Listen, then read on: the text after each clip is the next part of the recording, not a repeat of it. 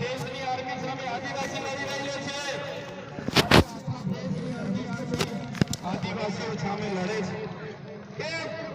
કેમ કે આદિવાસી આજે પોતાની મૂળ જમીન બચાવવાના પ્રયાસો કરે છે અને આ ભાજપની સરકાર એમના કેટલાક ઉદ્યોગપતિઓને આ જમીનો આપવા માટે, એમના નામે આ જમીનો કરવા માટે આદિવાસીઓની જળ જંગલ જમીન છીનવી રહી છે।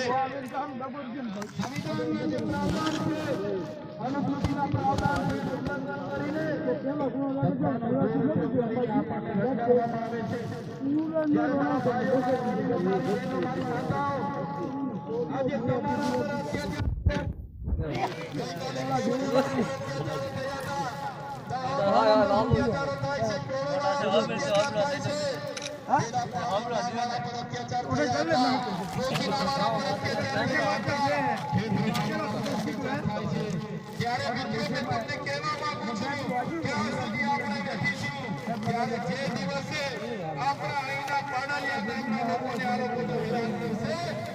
દિવસે આપણે ગાંધીનગર તરફ પકડવો પડશે।